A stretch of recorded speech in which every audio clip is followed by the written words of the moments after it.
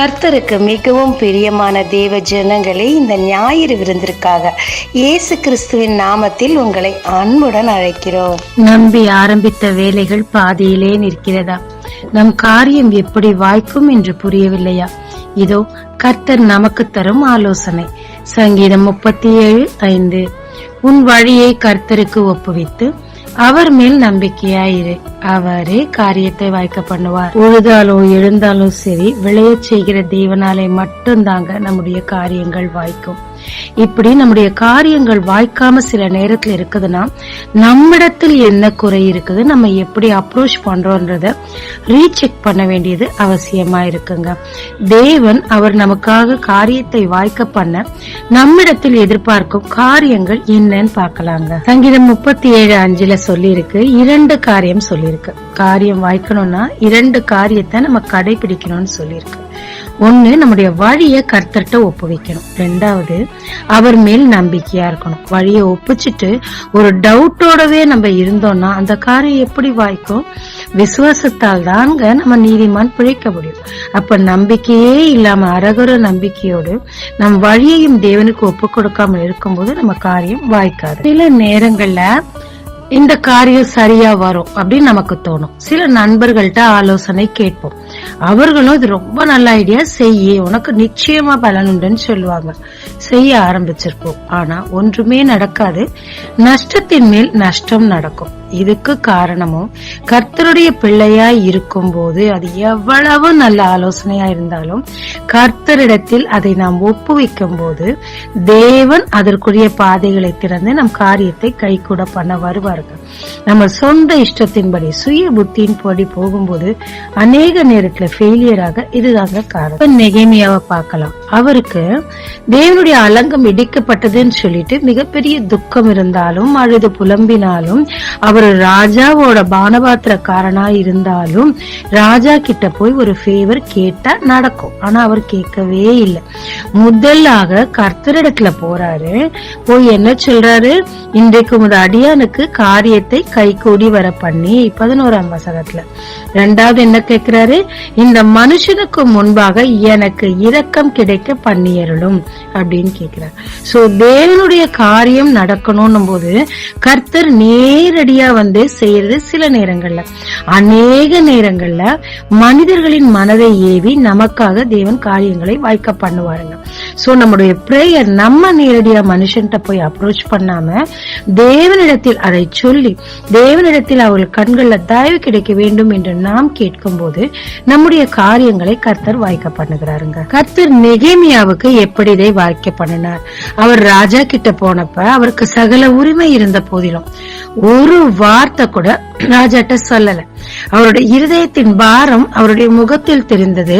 ராஜாவே கேட்டா, நீ ஏன்பா துக்கமுகமா இருக்கிற? அப்ப இவர் காரியத்தை எடுத்து சொல்லுகிறார். சொல்லும் போது ராஜா கேட்கிறார், உனக்கு என்ன வேணும்? நீ என்ன செய்ய போற? எப்படி செய்ய போற?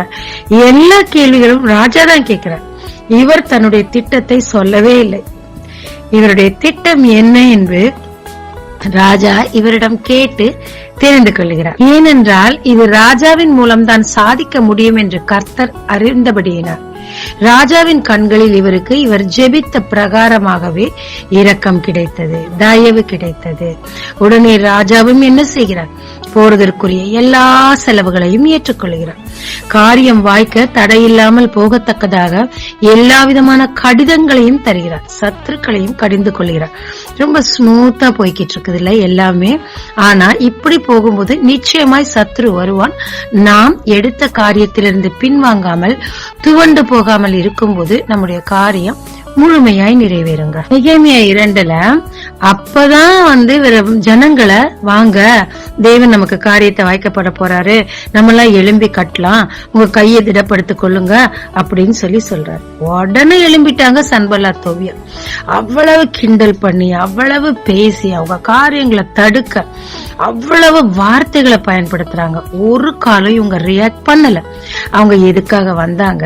கர்த்தர் அவங்களுக்கு எப்படி ஜெபத்தை கேட்டிருக்கிறார், எப்படியாக நடத்த நாம் நம்மை பலப்படுத்திக் கொள்ள வேண்டும் என்றதுல மட்டும் நோக்கம் இருந்தபடினால அவங்க சொல்றாங்க, எழுந்து கட்டுவோம், வாங்க கர்த்தர் நம்முடைய காரியத்தை வாய்க்க பண்ணிருக்கிறான்னு சொல்லி மக்களை இன்னுமாய் உற்சாகப்படுத்தி அந்த காரியத்தை செய்ய வைக்கிறாருங்க. சத்துருக்கே சவால் விடும், உனக்கெல்லாம் என்கிட்ட பங்கும் இல்ல பாத்திரம் இல்ல, இது நடக்கதான் போகுதுன்னு சொல்லி சவால் விட இவருக்கு எங்கிருந்து வந்தது தைரியம்? தேவன் ஆரம்பத்திலிருந்து நம்முடைய ஜெபத்தை கேட்கிறார், கேட்டு எல்லாவற்றையும் செய்கிறார். இந்த வார்த்தைகளுக்கு நாம் ரியாக்ட் பண்ண கூடாது என்று சொல்கிறார். இன்னொன்னு, கிரியை இல்லாத விசுவாசம் செத்தது. கர்த்தர் சொல்லிட்டார், சகலமும் நடக்கும். இவர் விடல. இவர் தன் கரத்தை பலப்படுத்தி கொண்டு மக்களின் கரத்தையும் பலப்படுத்தி எல்லாரையும் வேலை செய்ய உற்சாகப்படுத்துகிறார். அந்த வார்த்தைகளை இக்னோர் பண்ண வைக்கிறார். அதுவும் இல்லாம ஒரு நல்ல ப்ரிப்பரேஷன், ஒரு கையில வாழை ஒரு கையில மம்மட்டின்னு சொல்லி எல்லாம் அப்படி சண்டைக்கு வந்தா பாத்துக்கலாம்னு சொல்லி ஒரு ப்ரிப்பரேஷனோட கிரியை செய்கிறார்.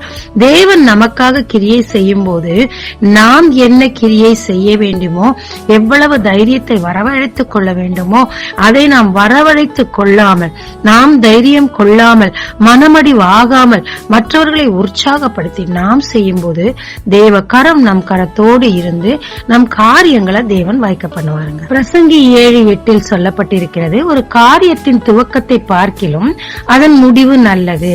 வேக வேகமா ஒரு ஆலோசனை இல்லாம காரியத்தை துரு நம்ம ஆரம்பிச்சோம்னா முடிவை எப்படி எதிர்பார்க்க முடியும்?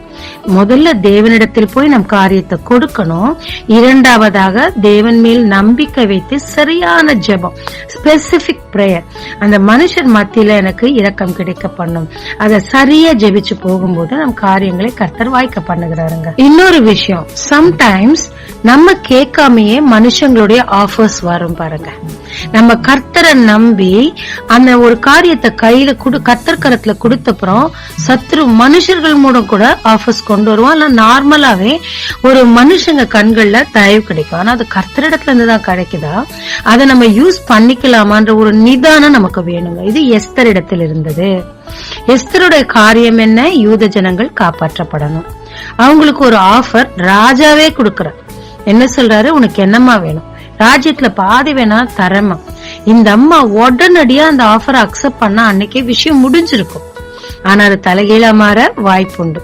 இந்த அம்மா எத்தனை ஞானமா அவரோட ஆஃபரை ஏற்றுக்கொள்ளவே இல்லை, சுத்தமா ஏற்றுக்கொள்ளல. விருந்துக்கு வாங்க, நாளைக்கு வாங்க அப்படின்னு சொல்லி ஒரு எதிர்பார்ப்பை கிளப்பி விட்டுட்டு அந்த ராஜாவோட முழு சிந்தையும் அந்த அம்மா பக்கம் திரும்பின பிறகு தன் காரியத்தை சொல்றாங்க. இந்த ஆமான் இப்படி பண்ணிக்கிட்டு இருக்கான், என் ஜனங்களோட உசுரை காப்பாத்துங்க.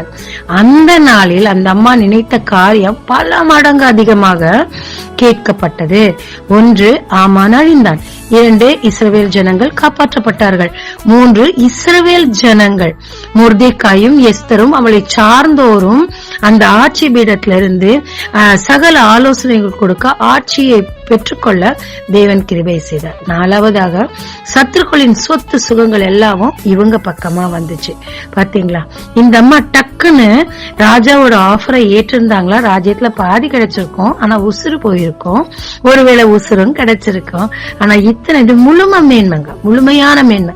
ராஜா கூட உட்கார்ந்து அரியணையில ஆண்டு சகலத்தையும் ஆர்டர் பண்ற ஒரு பெரிய ஸ்தானத்துக்குள்ளாம அந்த அம்மா போறாங்க. ஏன்னா மனுஷனுடைய ஆஃபரை உடனடியாக ஏற்றுக்கொள்ளல.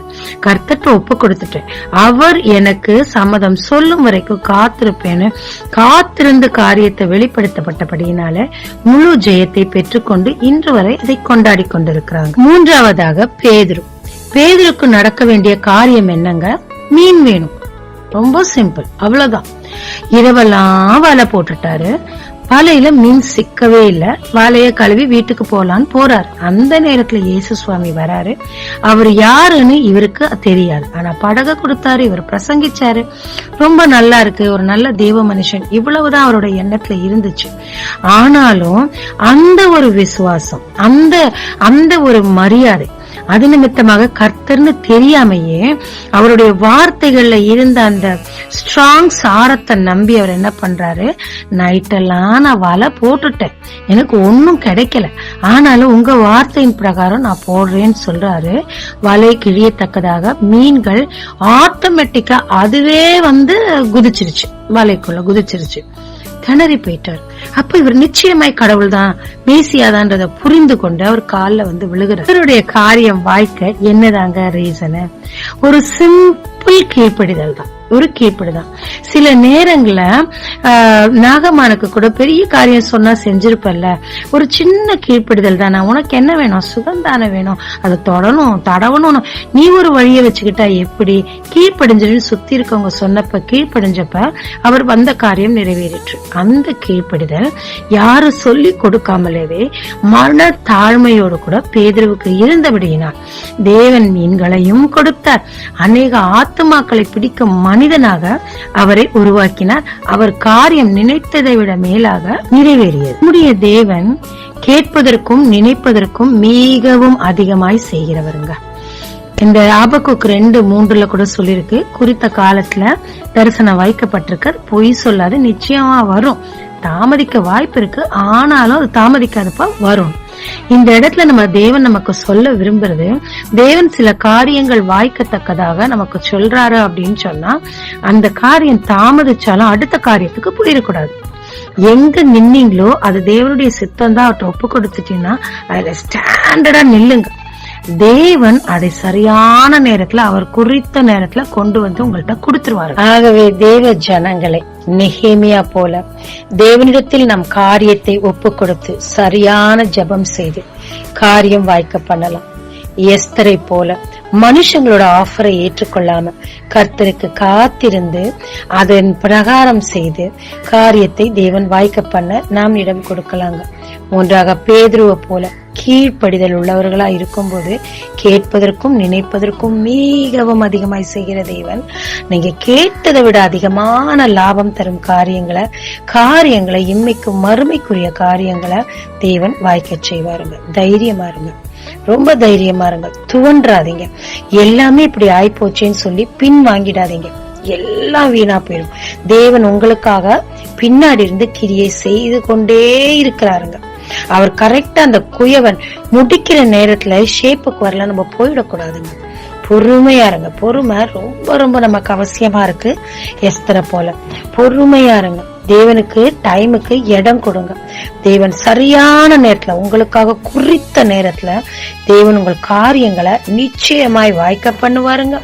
ஒப்பு கொடுத்து ஜெபித்து கீழ்ப்படிந்து ஞானமாய் நடந்து உங்கள் காரியங்கள் தேவன் செய்ய இடம் கொடுத்து மற்றவர்களையும் உற்சாகப்படுத்தி மற்றவர்களும் எழுந்து கட்டத்தக்கதாக தேவன் உங்களுக்கு கிருபை செய்வாராக. ஜெபிக்கலாமாங்க. தேவரீர், நான் எத்தனை காரியங்கள் செய்தாலும் பாதியிலே நின்று போகுதப்பா. இதுல என்ன தடை இருக்குன்னு எனக்கு இத்தனை நாள் புரியவே இல்லை ஆண்டவரே. தேவரீர், உம்மை முழுமையாய் நம்பத்தக்கதாக உம்மிடத்தில் என் காரியத்தை ஒப்பு கொடுத்து சரியான ஜெபம் செய்து அதற்காக காத்திருந்து பெற்றுக்கொள்ளத்தக்கதாக மனுஷர் கண்கள்ல ஃபேவர் கிடைத்து என் காரியம் வாய்க்கத்தக்கதாக தேவன் எனக்கு கற்றுத்தாரும், ஞானம் தாரும், உதவி செய்யும்.